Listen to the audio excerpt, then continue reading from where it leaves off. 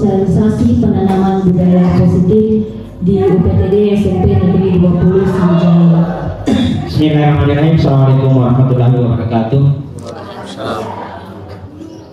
Yang saya hormati Bapak dan Ibu guru, yang saya hormati Bapak Ibu calon guru penggerak angkatan 9 tahun pelajaran atau tahun anggaran 2023. Menyampaikan ketika ada hal-hal baik yang perlu mungkin diterapkan di sekolah, baru kita kemudian sama-sama rembukan itu. Yang penting visi kita sama, salah satunya adalah memajukan SMP Negeri 20 Sinjai menjadi minimal sekolah terbaik di Kabupaten Sinjai. Terima kasih kepada Bapak Kepala Sekolah atas segala penguatannya kepada kami. Selanjutnya saya serahkan kepada rekan CGP saya di Supaida untuk membuka awal sosialisasi budaya positif di UPTD SMP Negeri 29. Assalamualaikum warahmatullahi wabarakatuh. Adapun agenda dari sosialisasi di dalam kegiatan kita Bapak Ibu ada 5 poin, dan insya Allah sebentar kita tidak terlalu lama karena ini tujuan kegiatan ini adalah menyampaikan tentang budaya positif kepada rekan guru dan siswa di UPTD SMPN 20 Sinjai.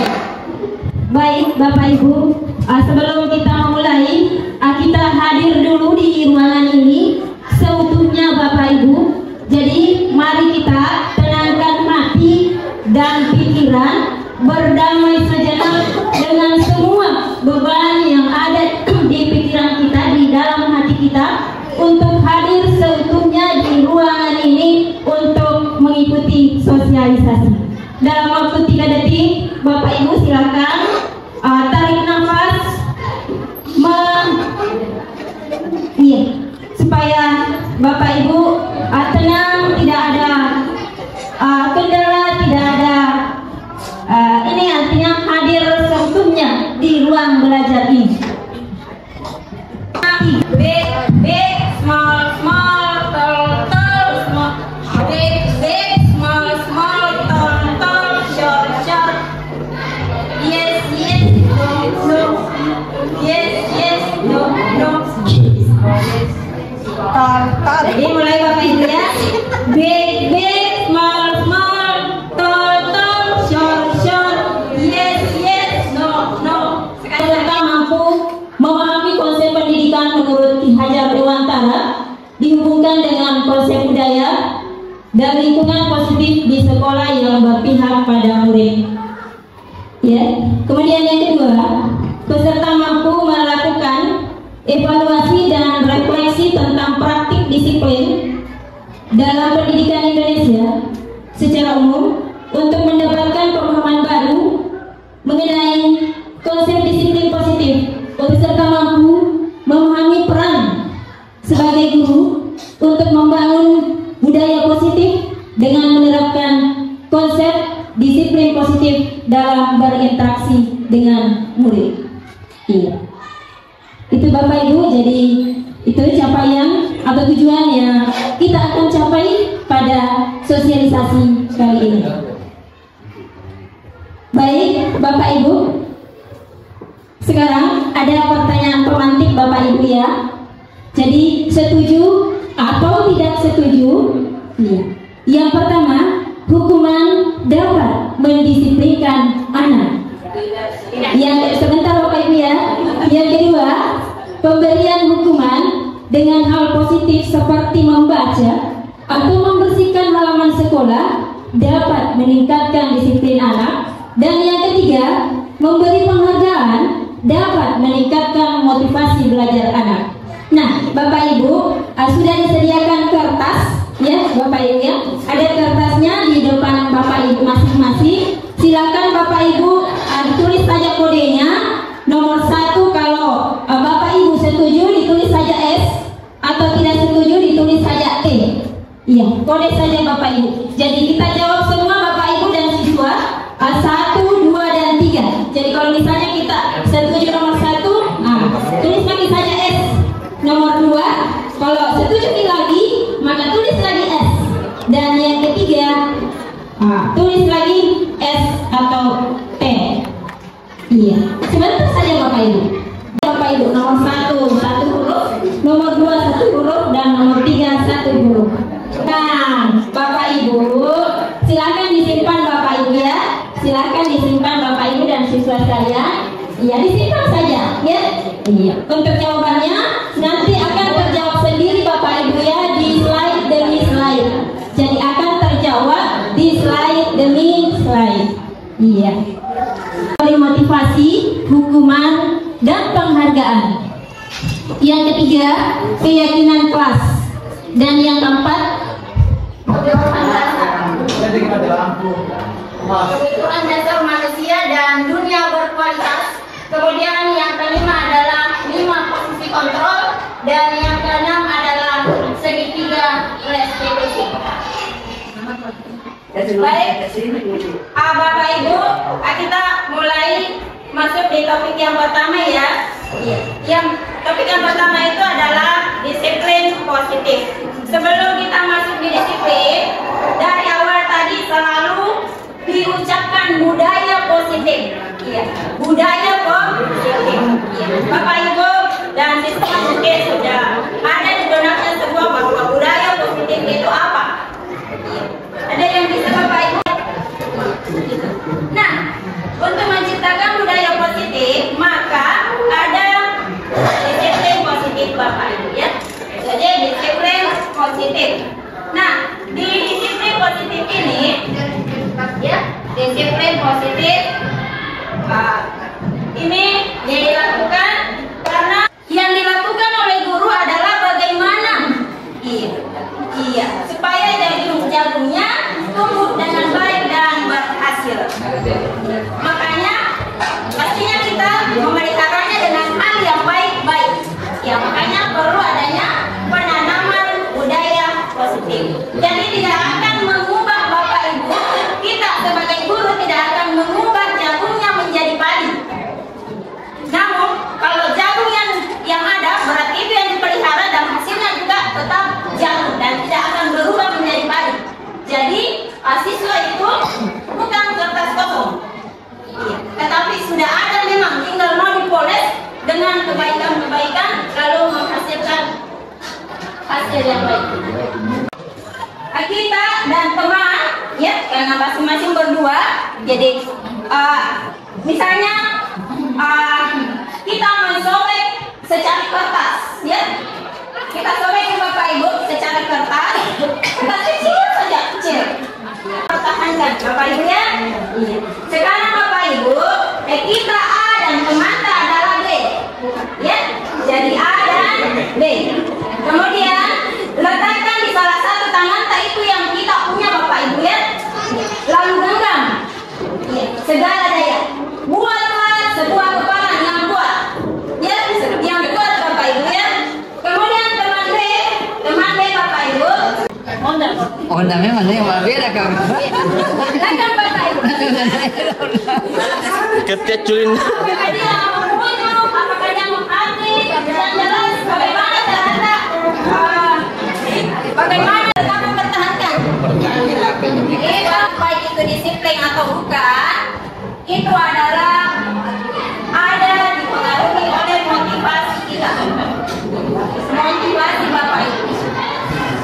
Apakah itu motivasinya menghindari kenyamanan atau mau mencapai penghargaan ya, seperti tadi kepala mau kasih uang supaya kamu kaya, belum tentu ya, belum tentu mau disiplin.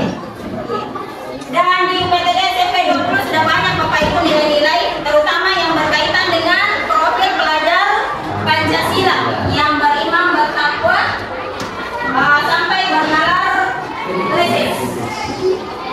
Dan setiap perilaku itu Bapak Ibu memiliki tujuan, walaupun tujuannya itu negatif. Kenapa kita berkelahi? Kenapa berkelahi? Ada tujuan tidak? Ada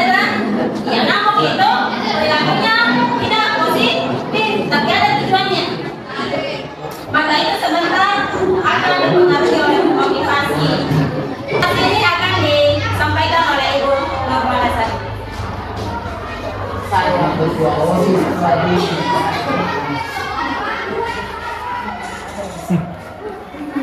kasih atas kesempatan yang telah diberikan kepada saya. Mohon izin Bapak Ibu untuk melanjutkan terkait dengan budaya positif pada bagian teori motivasi, hukuman, dan penghargaan. Masih semangat Bapak Ibu?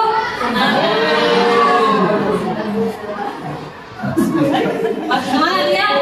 Jadi walaupun terjadi pemadaman listrik, tapi semangatnya tidak boleh padam, harus terus menyala Bapak Ibu. Baik, untuk teori motivasi, hukuman, dan penghargaan. Nah, seperti ini Bapak Ibu. Satu pertanyaan dari saya. Kita memakai helm itu untuk apa? Keamanan. Oke. Melindungi ada nggak? Oke, melindungi panas. Termasuk juga pasti ada mengatakan supaya tidak ditangkap di polisi. Bagaimana nak Aidil? Mengapa memakai helm? Menjaga keamanan. Nah, kalau jawaban seperti ini, inilah Bapak Ibu yang disebut dengan motivasi intrinsik. Artinya datang dari dalam. Tapi kalau jawaban kita mengarah ke untuk menghindari supaya tidak ditangkap polisi, itulah motivasi ekstrinsik. Jadi Bapak Ibu, pada motivasi ekstrinsik dan intrinsik ini diusahakan kita semua, baik guru maupun siswa, datangnya segala dorongan itu dari dalam, bukan lagi dari luar. Nah, selanjutnya, oke, lanjut teori motivasi. Sekarang Bapak Ibu, pasti Bapak Ibu pernah mengalami sesuatu di mana ketika diberikan ada sebuah kegiatan. Saya bisa minta dulu ke Butina. Butina pernah mengikuti suatu kegiatan yang diadakan di Dinas Pendidikan itu. Kegiatan apa itu? Sosialisasi. Nah, pertanyaan saya Bapak Butina, itu karena apa Butina mengikutinya?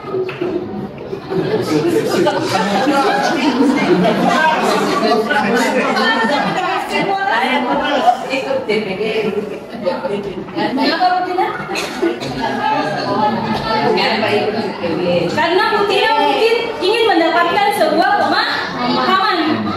Jadi seperti itulah yang disebut motivasi intrinsik. Kalau negatif datang dari luar. Jadi ada tiga bagian.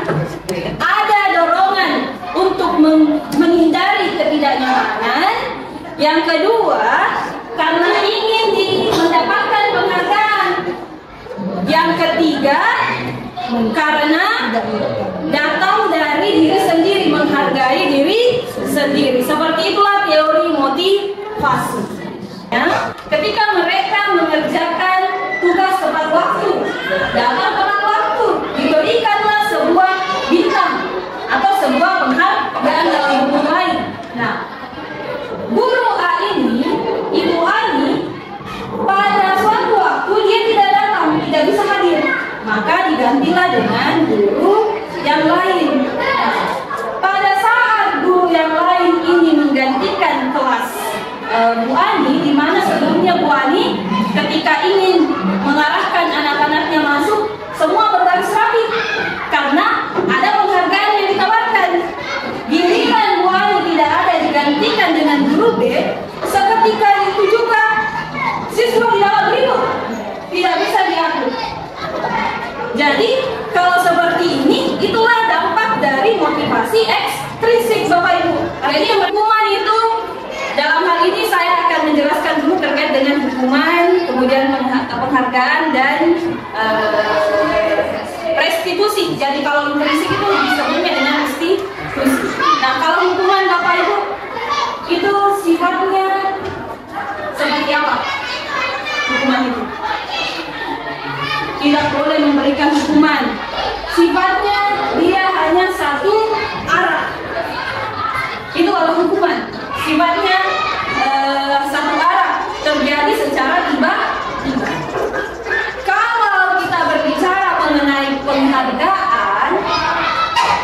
itu sudah konsekuensi Bapak Ibu ya, sudah berbentuk terencana, artinya terjadi sebuah kesepakatan, termasuk juga restitusi. Nah, bedanya di sini antara hukuman kemudian konsekuensi dengan restitusi, itu kalau hukuman berdampak negatif ke anaknya, memberikan konsekuensi, namun kita memberikan sebuah restitusi.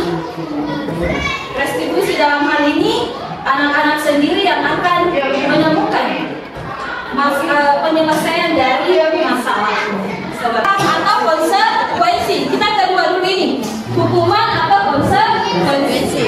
Sekali lagi saya ingatkan, hukuman itu bersifat menyakiti anak. Kalau konsekuensi berarti ada aturan, misalnya ini aturannya ketika terlambat ke sekolah itu apa.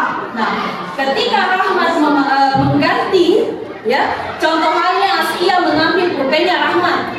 Nah, konsekuensinya apa Askia? Berarti Askia, misalnya Askia menghilangkan, berarti Askia harus mengganti. Itu konsekuensi, ya. Bisa Bapak Ibu? Oke, saya sebutkan kalimatnya. Masih juga anak-anak, ya. Mencatat 100 kali di dalam buku kalimat, saya tidak akan terlambat lagi karena terlambat ke sekolah.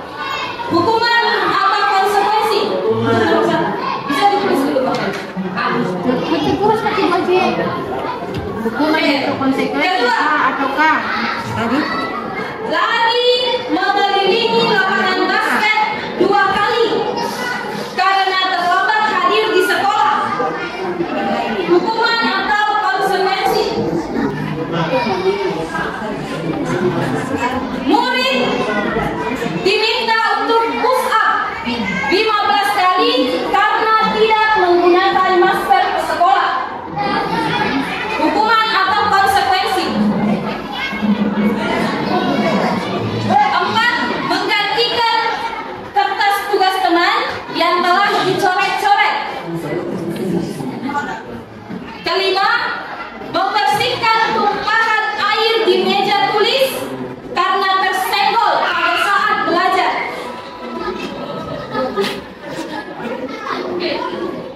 6. Murid disuruh untuk tidak mengenakan sepatu seharian di sekolah karena tidak mengenakan sepatu hitam.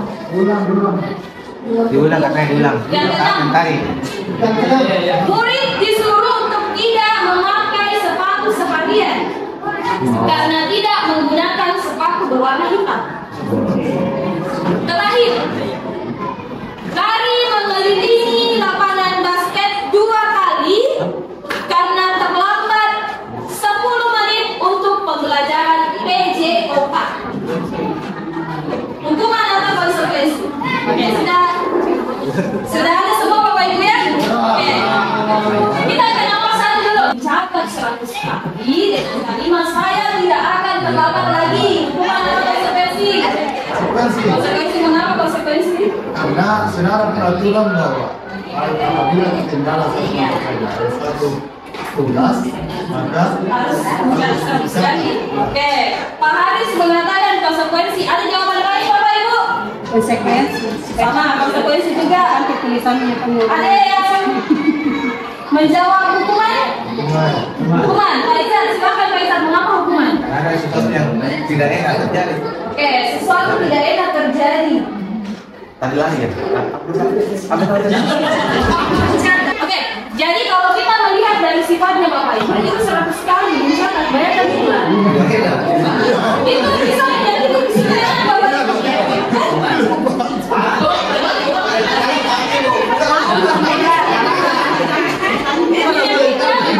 Sekali kalau dia catat, saya tidak akan terlambat lagi. Semoga Bapak Ibu tidak ada yang menggunakan itu Bapak Ibu ya. Alhamdulillah. tidak ada. Aduh, sebenarnya Pak Haris untuk lancar menulis. Oke, jadi untuk yang pertama ini merupakan sebuah hukum salah satunya itu menyakiti anak dan tidak akan memberikan dampak positif, tidak ada dampak positif. Terus lari mengelilingi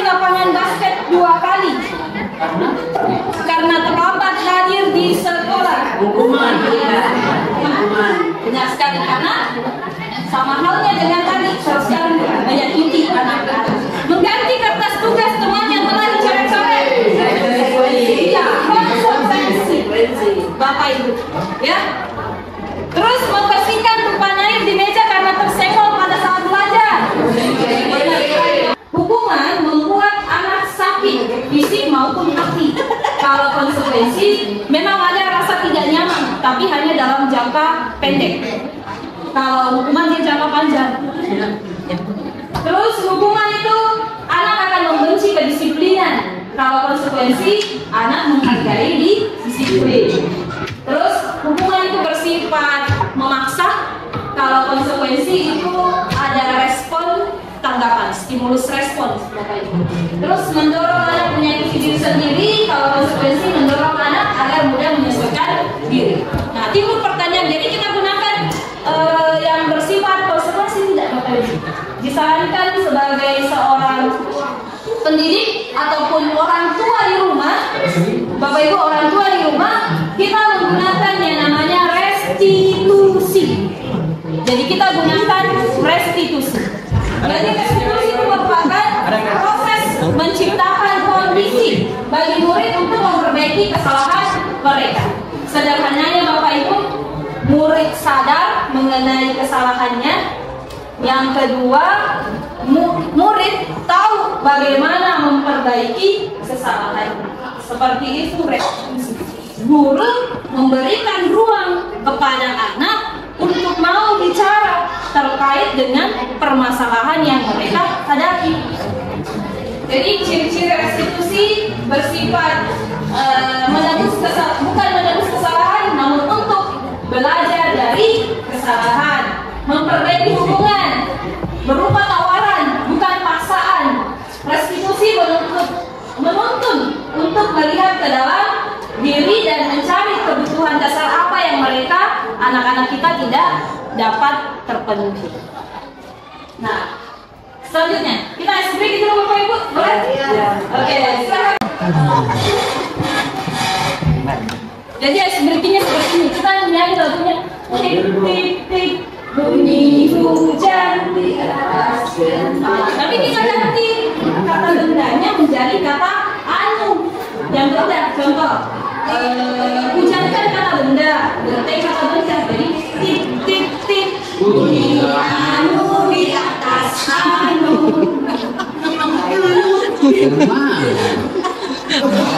Kalau air anunya turun.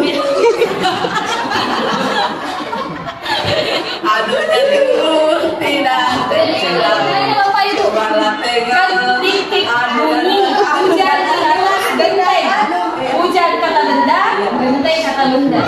Oke, bisa Bapak Ibu? Air kata benda, air bisa. Tik tik tik bunyi anu di atas anu. Anunya turun tidak terkira.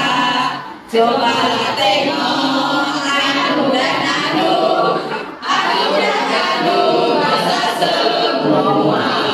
Jadi baik Bapak Ibu, kita sudah berada di materi ketiga. Ya. Jadi ada sudah berapa materi yang selesai Bapak Ibu? Pertama disiplin dan nilai kebajikan universal, dan yang kedua adalah teori motivasi, penghargaan dan restitusi. Sekarang Bapak Ibu kita masuk di materi ketiga, yaitu keyakinan kelas. Jadi boleh Bapak Ibu buka di PowerPoint-nya karena jaringan bermasalah juga, jadi tidak bisa di-download pakai PDF, sehingga saya hanya bagikan melalui PowerPoint. Iya. Jadi untuk sementara diusahakan PDF-nya. Belum masuk ya Bapak Ibu? Masuk tadi. Iya. Dalam Bapak Ibu. Jadi mohon maaf kita tidak di ini untuk semangat hari ini, tapi ya. Baik Bapak Ibu, ada keyakinan kelas ya Bapak Ibu, keyakinan kelas. Jadi apa-apa yang kita mau yakini dalam kelas supaya pembelajaran kita nantinya bagus di kelas dan tidak terjadi hukuman dan penghargaan. Iya.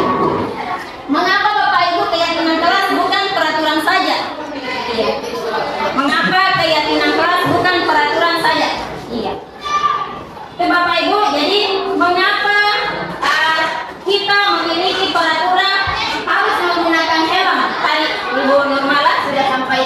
Untuk apa? Iya.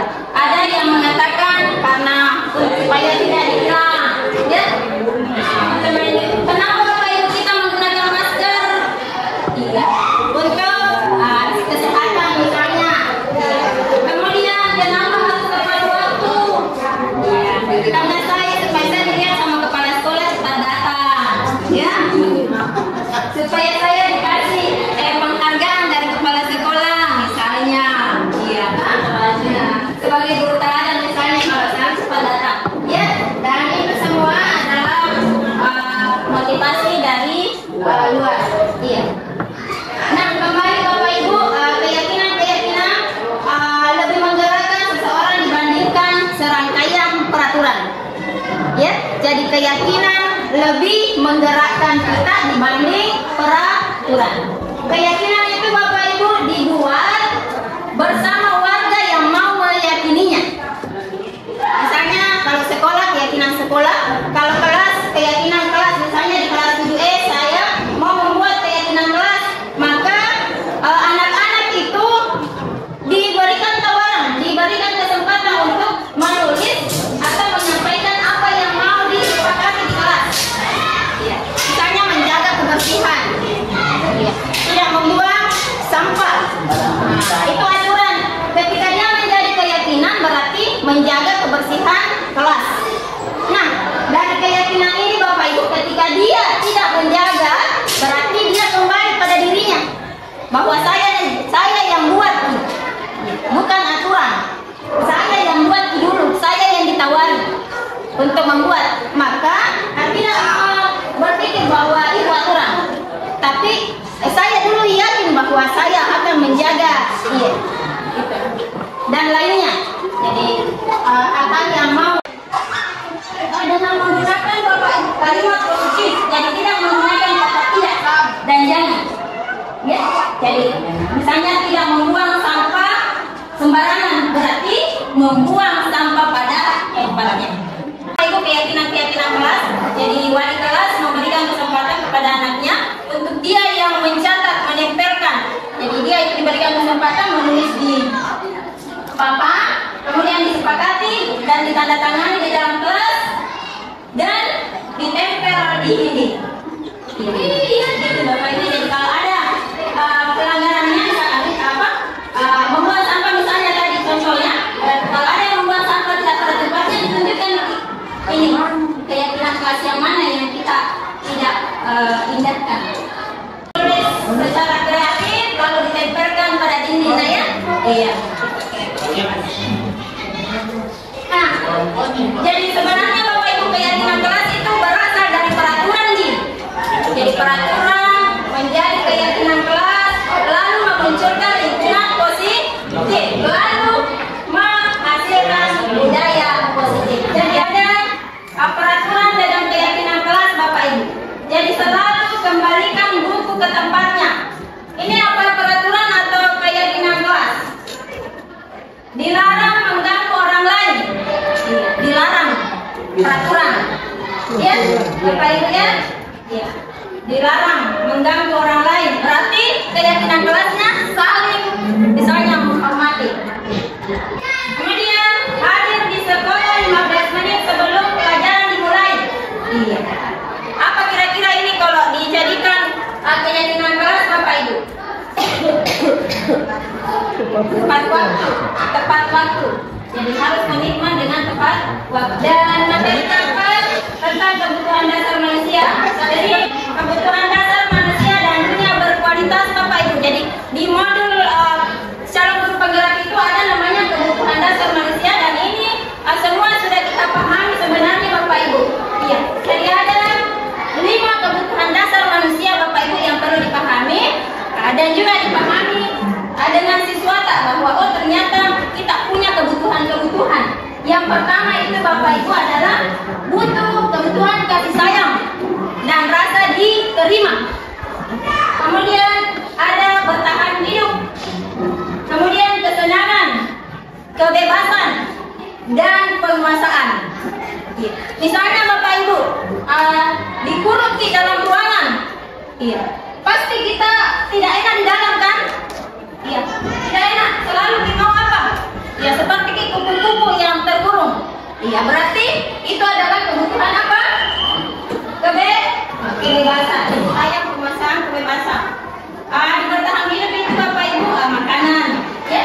Bertahan hidup harus makan, pakaian, tempat tinggal, kesehatan, aman. Kemudian rasa kasih sayang, selalu mau diterima oleh orang lain, selalu mau dipedulikannya. Bapak Ibu selalu butuh perhatian, betul ya? Iya. Kalau kita itu dia senang kalau dia main-main. Ada kebutuhan dalam dirinya yang dia mau penuhi. Itu kebutuhan dasar manusia. Jadi bertahan hidup, rasa kasih sayang, ingin bebas, ingin senang, dan ingin berkuasa, menguasai. Ada yang mau dia temukan dalam dirinya. Kemudian ada tadi istilah dunia berkualitas. Apa kira-kira itu Bapak Ibu? Dunia berkualitas. Dunia berkualitas. Sering menyimpan foto-foto dalam HP Bapak Ibu, ya. Dan ada yang selalu kita ingat, kenang, ya, mantan. Salah satu bagian dari dunia berkualitasnya Pak Aziz adalah mantannya. Dunia berkualitas itu Bapak Ibu tempat khusus dalam pikiran kita, ya, tempat kita menyimpan gambaran dari semua yang kita pernah alami, hal-hal apa saja yang terbaik, hal-hal yang terbaik dalam hidup kita. Dunia berkualitas. Kemudian hal-hal yang bisa membuat kita merasa bahagia dan terpenuhi semua kebutuhan itu tadi yang 5. Itulah dunia berkualitas. Hal-hal yang terbaik yang tidak pernah kita lupakan Bapak. Itu untuk dunia berkualitas. Baik Bapak Ibu, kita ada proses, tidak ada proses keyakinan keras Bapak Ibu ya.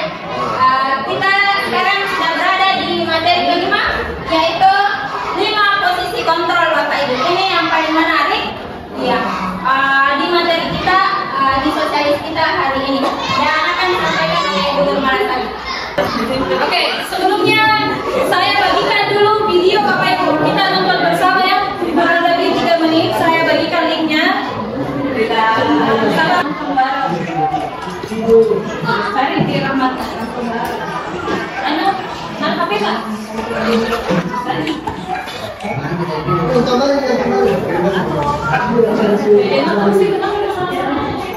Pak? Kurang lebih 3 menit.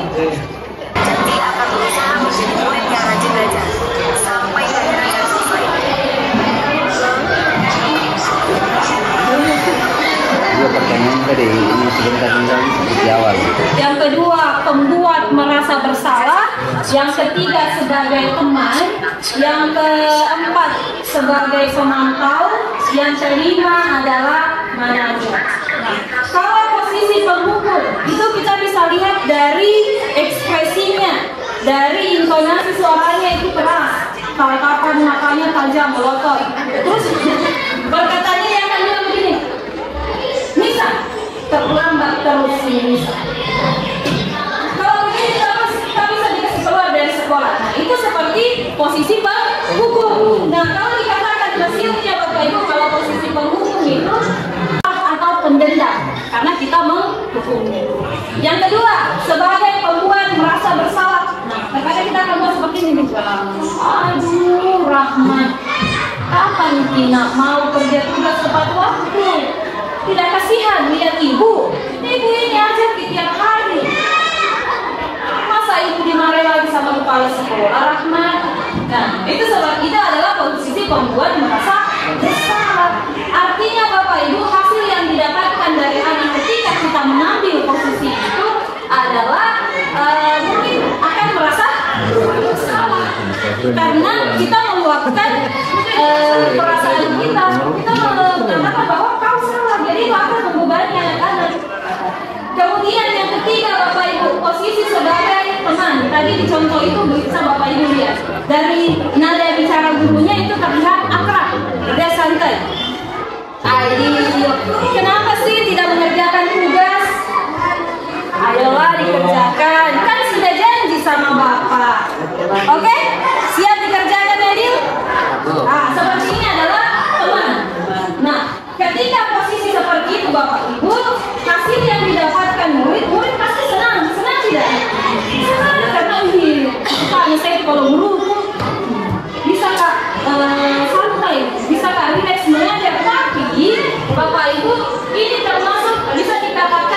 sebagai dampak yang positif, namun ada sisi negatifnya, di mana murid itu hanya akan bergantung pada guru itu. Jadi kalau guru lain yang muncul lagi, misalkan di kelas 8 berbeda gurunya, pasti tidak senang dengan mata pelajaran itu. Ini ya Bapak Ibu. Nah, selanjutnya posisi pemantau ini lebih ke bagaimana anak-anak tahu mengenai konsekuensi dari apa yang mereka lakukan. Jadi posisi pemantau itu seperti ini. Ani, tahu kan apa konsekuensinya kalau kamu terlambat? Ya Bu, berarti itu hanya sampai tahap ada konsekuensi yang harus mereka laksanakan, gitu ya. Terus yang terakhir adalah posisi sebagai manajer. Manajer di sini yang merupakan posisi paling ideal seorang guru. Artinya ketika ada anak-anak kita bermasalah karena tidak terpenuhinya kebutuhan mereka, itu yang kita gali Bapak Ibu. Kita gali karena apa yang mereka lakukan itu ada sebabnya, ada alasannya. Maka sebagai posisi manajer itu menggali apa alasan sehingga anak melakukan perbuatan itu, dan pada akhirnya itu menjadikan anak-anak mampu memecahkan masalah mereka sendiri, memiliki kekuatan sendiri, berdiri sendiri pada kekuatannya, dan terwujudlah yang namanya murid merdeka. Jadi merdeka dalam artian bukan bebas sebebas-bebasnya, tapi mereka bebas dalam hal mampu berdiri pada kaki mereka sendiri dengan tetap dikelilingi, didampingi oleh gurunya dalam hal menuntun anak. Seperti itu Bapak Ibu. Jadi 5 posisi kontrol ini yang paling ideal Bapak Ibu kita terapkan adalah posisi sebagai manajer. Saya yakin kita pasti suatu saat akan berada di sini. Jadi tadi sudah disinggung sebenarnya dari awal bahwa ada restitusi, ya, restitusi. Jadi restitusi itu kita bersama anak mencari solusi. Ketika ada masalahnya anak, dicarikan dulu, ditanya dulu bagaimana kesalahannya, apa sebabnya, lalu dia yang mencari sendiri solusinya supaya dia tidak melakukan mengulanginya kembali. Nah, di tahapan segitiga restitusi Bapak Ibu ada 3 tahap. Yang pertama menstabilkan identitas dulu. Distabilkan dulu anak ketika dia ada kesalahannya, dipanggil dulu. Iya, dipanggil, distabilkan. Iya. Bagaimana caranya? Iya, misalnya dia terlambat, dia tidak mengerjakan tugas Bapak Ibu. Saya nyaman tak? Bahwa bukan dia hanya yang pernah melakukan kesalahan, ternyata banyak orang yang pernah melakukan kesalahan. Kemudian validasi tindakan yang salah. Iya. Lalu ditanyain, apakah yang dilakukan itu sudah tepat atau salah? Pasti dia jawab Bapak Ibu, salah ini yang saya lakukan karena saya tidur di kelas. Salah. Bukan kita yang menjawab, dia yang menjawab Bapak. Saya sadar diri bahwa saya yang salah karena saya tidak mengumpulkan tugas, saya tidur di kelas karena mengantuk. Kemudian lalu ditanyakan Bapak Ibu, tahap ketiga menanyakan keyakinannya. Ada tadi kan sudah disusunkan keyakinan, ya, bahwa harus mengumpulkan tugas misalnya tepat waktu atau mengerjakan tugas yang sudah diyakini bahwa harus selalu mengerjakan tugas tepat waktu. Nah ini tadi dia tidur sehingga dia tidak mengumpulkan tugasnya. Iya Bu, ditanyakan lagi, kira-kira ini yang kita lakukan sudah tepat nggak? Tidak Bu, seharusnya apa yang kita bagusnya yang kita lakukan? Saya harus tidur cepat Bu, dan saya harus mengerjakan tugas, dan saya harus mengumpulkannya. Dia sendiri yang membuat solusi, dia yang mencari solusinya, bukan gurunya yang membuatkan solusi, dia sendiri. Waalaikumsalam. Silakan di sini.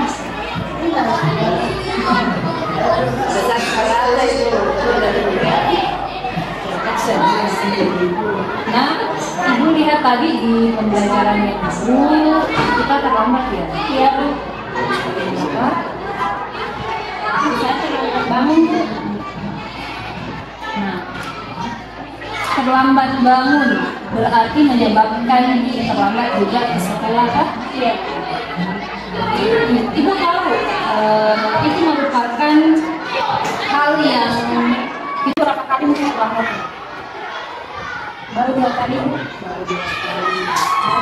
Mengapa terlambat tadi? Karena Terlambat bangun. nah, Eda terlambat ke sekolah itu merupakan suatu kesalahan bukan? Kesalahan. Nah, apa yang Eda pahami lalu masuk tepat waktu. Jadi apa yang akan Eda lakukan supaya tidak terlambat lagi? Nah, Cepat bangun, Bu. cepat bangun. Selain itu, Saya berangkat cepat dari rumah. berangkat cepat dari rumah. Ya, jadi, nah, selain harus cepat bangun, juga harus apa tadi nak? Sebagai hal yang harus kita pahami, sekali lagi saya memberikan penguatan bahwa mari bersama-sama kita membangun sebuah kolaborasi yang baik antar setiap warga sekolah demi mewujudkan situasi dan kondisi yang aman, nyaman, dan menyenangkan baik bagi kita sendiri sebagai guru maupun sebagai anak-anak kita. Jadi terus berkolaborasi, terus menebar kebaikan, menebar semangat kepada siapapun yang ada di lingkungan sekolah kita maupun di lingkungan sekitar kita. Demikian dari kami berdua, mohon maaf jika ada kesalahan dan semoga apa yang kami sampaikan pada pertemuan hari ini bisa memberikan pemahaman dan wawasan baru, pengalaman baru buat Bapak Ibu serta anak-anak semua. Terima kasih, saya tutup dengan ucapan wassalamualaikum warahmatullahi wabarakatuh. Waalaikumsalam warahmatullahi wabarakatuh.